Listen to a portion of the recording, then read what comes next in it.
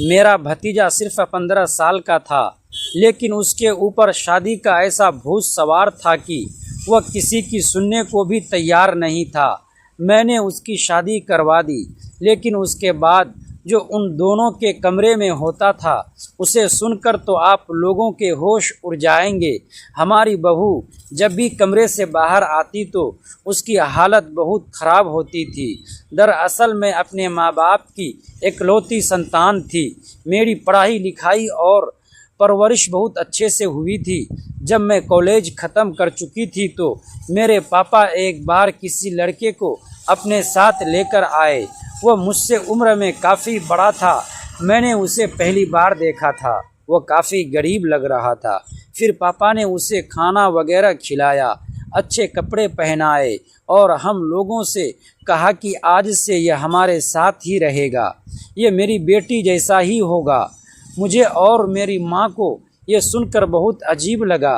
फिर हमारी शंका दूर करने के लिए मेरे पापा ने कहा कि ये मेरे सबसे प्यारे दोस्त का बेटा है।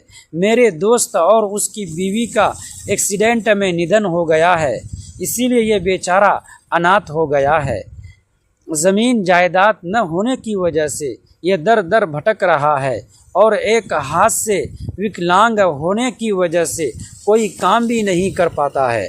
शुरू से ही मैं इसके साथ घुला मिला हूँ। अक्सर इसके घर जाने पर यह मेरा काफ़ी मान करता था। मुझे इसकी हालत देखी नहीं गई, इसीलिए मैं इसे यहाँ ले आया। दोस्तों, बहुत ही रोमांचक कहानी है, पूरा सुनिएगा ज़रूर। दोस्तों, वीडियो में आगे बढ़ने से पहले एक छोटा सा रिक्वेस्ट है कि वीडियो को लाइक और हमारे चैनल को सब्सक्राइब कीजिए और प्यारा सा कमेंट भी कर दीजिएगा। दोस्तों, चलते हैं आज की कहानी की तरफ। सुनीता के भी कोई भाई नहीं है, तो यह भाई की कमी पूरी कर देगा। मैंने इसे गोद ले लिया है। हम लोगों को भी कोई आपत्ति नहीं हुई। धीरे धीरे वह हमारे साथ खूब घुल मिल गया। अच्छा और नेक दिल होने की वजह से हम भी उसे पूरी तरह अपना चुके थे। पढ़ाई में उसका मन नहीं लगता था, इसीलिए वह दिन भर ऐसे ही खाली रहता था। अब मुझे डॉक्टर की पढ़ाई के लिए मुंबई जाना था। सब तैयारी हो गई थी। इसी बीच अचानक से पापा को हार्ट अटैक आ गया। उन्हें आनन फानन में अस्पताल ले जाया गया, लेकिन भगवान को कुछ और ही मंजूर था। अस्पताल पहुंचने से पहले ही पापा ने इस दुनिया और हमें अलविदा कह दिया था। हम तो जैसे टूट से गए थे। दुखों का पहाड़ हमारे ऊपर गिर पड़ा था, लेकिन अब कर भी क्या सकते थे, इसीलिए हमने होनी को स्वीकार कर लिया। पापा को गए हुए पूरा 1 साल हो चुका था। तभी मेरे मामा जी घर पर आए और मेरी माँ से मेरे रिश्ते की बात करने लगे। मेरी माँ ने भी हाँ बोल दी और कुछ दिनों बाद अच्छे ख़ानदान में मेरा रिश्ता तय कर दिया। लड़का प्राइवेट नौकरी करता था, लेकिन मेरी शादी से पहले कुछ और ही होना लिखा था। मेरी माँ भी मुझे छोड़कर चली गई। एक बीमारी के चलते कुछ दिन बिस्तर पर रहने के बाद वो भी इस दुनिया को अलविदा कह गई। अब तो मैं मानो पूरी तरह से बिखर चुकी थी, लेकिन मेरे भाई ने मुझे संभाला और हम दोनों एक दूसरे का सहारा बनकर जीने लगे। तभी मेरे ननिहाल वालों ने मेरी शादी पक्की कर दी। जैसे जैसे शादी के दिन नज़दीक आ रहे थे, मेरी घबराहट उतनी ही बढ़ती जा रही थी। एक तो माँ बाप की याद और ऊपर से यह डर कि बिना माँ बाप की लड़की के साथ वे कैसा व्यवहार करेंगे। खैर, ससुराल में सिर्फ मेरे पति ही थे, क्योंकि मेरी तरह मेरे होने वाले पति के भी माँ बाप इस दुनिया में नहीं थे। उनका बड़ा भाई था जिसकी शादी हो चुकी थी और वह अलग शहर में रहता था। खैर, शादी का दिन भी आ गया और अच्छी तरह से शादी संपन्न हो गई, लेकिन मेरे लिए मेरी शादी में हर चीज़ फीकी थी, क्योंकि माँ बाप के बिना मेरी दुनिया ही बिल्कुल खाली थी। लेकिन मैं कर भी क्या सकती थी। चेहरे पर झूठी मुस्कुराहट लिए खुद को संभाले रखा और आंखों में आंसू लिए अपने ससुराल आ गई। अच्छे से सभी रस्म रिवाज हो गए और सभी मेहमान अपने अपने घर चले गए। अब सिर्फ मैं और मेरे पति ही थे। इतने बड़े घर में मैं बैठी अपने पुराने दिनों को याद कर रही थी। तभी अंकुश का कॉल आया। उसने कहा, दीदी मेरी तबीयत ख़राब है। तब मैंने अपने पति से बात की और दूसरे दिन उसे अपने पास ले आई। मेरा भाई होने के साथ साथ वह मेरे पापा की निशानी भी था, क्योंकि पापा ही उसे अपना बेटा बनाकर ले आए थे।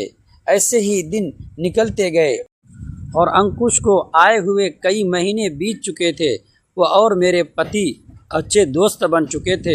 हम लोगों ने उसे हमेशा के लिए अपने पास रख लिया। एक हाथ से विकलांग होने की वजह से बेचारी की शादी भी नहीं हो सकती थी। एक दिन हम लोग ऐसे ही बैठे थे, तभी मेरे जेठ जेठानी हमारे घर आए। उनके हाथ में मिठाई का डिब्बा था। उन्होंने मुझे और मेरे पति को मिठाई खिलाते हुए कहा कि आप लोग फिर से चाचा चाची बनने वाले हो। उनका पहले एक बेटा था और अब दूसरी संतान होने वाली थी। हम लोगों ने उन्हें बधाई दी, चाय नाश्ता कराया, फिर वे लोग चले गए। खैर दिन निकलते गए। अब हमारी शादी को 3 साल हो गए थे। एनिवर्सरी पर हम लोगों ने बच्चा करने का प्लान किया, लेकिन हमारी इतनी अच्छी किस्मत कहाँ थी। बार बार प्रयास करने के बाद भी मैं माँ नहीं बन पा रही थी। हम लोगों ने डॉक्टर से सारे चेकअप भी करवा लिए थे। फिर हमारी पड़ोसन ने हमें एक बाबा जी का आश्रम बताया और कहा कि वहाँ एक सिद्ध बाबा जड़ी बूटी देते हैं, जिससे औरतें गर्भवती हो जाती हैं। मैं और मेरे पति हम दोनों इस चक्कर में नहीं पड़ना चाहते थे, क्योंकि हम लोग इन सब में विश्वास नहीं करते थे। लेकिन बच्चे की चाहत में हमें यह भी मंजूर करना पड़ा। हम लोग उसे बाबा के आश्रम से जुड़ी जड़ी बूटी भी ले आए, लेकिन उससे भी कोई फ़र्क नहीं पड़ा। मेरे पति तो पूरी तरह से हिम्मत हार चुके थे, लेकिन मुझे कहीं न कहीं उम्मीद थी। मगर मेरी इस उम्मीद पर भी पानी फिर गया। आखिर में हमने बच्चा गोद लेने का सोचा। फिर एक दिन मेरी जेठानी का कॉल आया। उन्होंने कहा, हमारे 2 लड़के हो गए हैं। अगर तुम्हारी कोई संतान नहीं हो रही है तो तुम हमारा छोटा बेटा रख लो। मैंने ये बात अपने पति से कही और हम दोनों मेरे जेठ के घर चले गए। वहाँ हमने सारी बातें की और उनका छोटा बेटा गोद ले लिया, जिसका नाम नितिन था। नितिन को हम पूरी कागजी कार्रवाई के करके अपने शुरुआत में हम सबको लगा कि ये उसकी बचकानी जिद है, जो कुछ दिनों में अपने आप ख़त्म हो जाएगी। लेकिन दिन बीतते गए और उसकी ज़िद और बढ़ती चली गई। उसने खाना कम कर दिया, दोस्तों से मिलना छोड़ दिया और हर समय बस शादी की ही बातें करता रहता। उसकी यह हालत देखकर पूरा परिवार परेशान रहने लगा।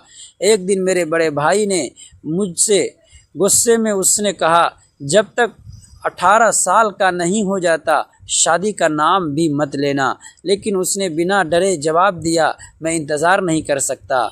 उसकी आंखों में एक अजीब सी बेचैनी थी। ऐसा लगता था जैसे कोई बात उसके मन में गहराई तक बैठ गई हो, जिसे वह किसी से साझा नहीं करना चाहता था। इसी बीच गांव में तरह तरह की बातें फैलने लगी। कोई कहता कि किसी बाबा ने उसके दिमाग पर असर कर दिया है, कोई कहता कि किसी ने उस पर टोना टोटका कर दिया है। मगर मुझे इन बातों पर कभी विश्वास नहीं होता। मुझे लगता था कि इसके पीछे कोई और वजह ज़रूर है। कई दिनों तक समझाने बुझाने के बाद भी जब उसकी ज़िद कम नहीं हुई तो परिवार में रोज़ झगड़े होने लगे।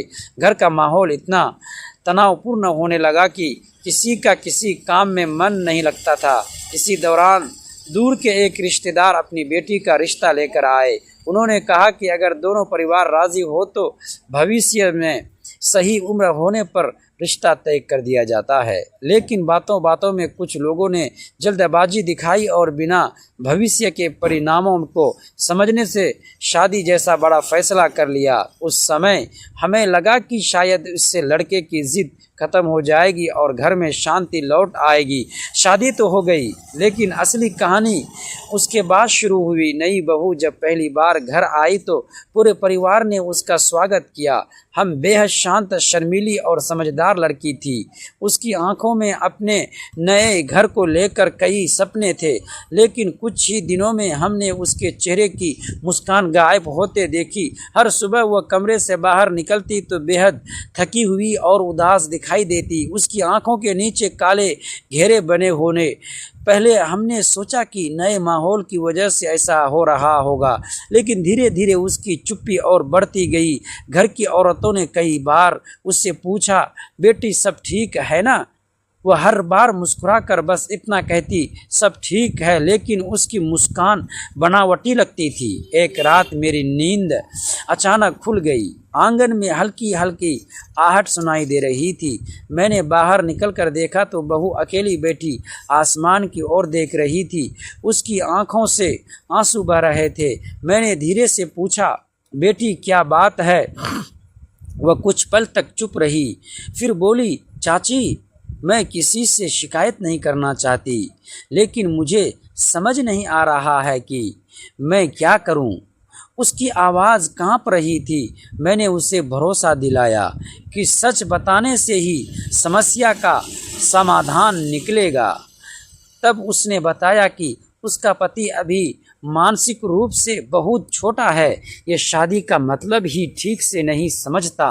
कभी बच्चों जैसी हरकतें करता, कभी छोटी छोटी बातों पर गुस्सा हो जाता, तो कभी आधी रात को खेल खेलने की जिद करने लगता। वह न पढ़ाई पर ध्यान देता था, न जिम्मेदारियों को समझता था। बहू पूरी रात उसे समझाती रहती, इसीलिए वह सुबह तक थक जाती थी। दोस्तों, ऐसे ही कहानी सुनने के लिए प्लीज़ हमारे चैनल को सब्सक्राइब ज़रूर कीजिएगा।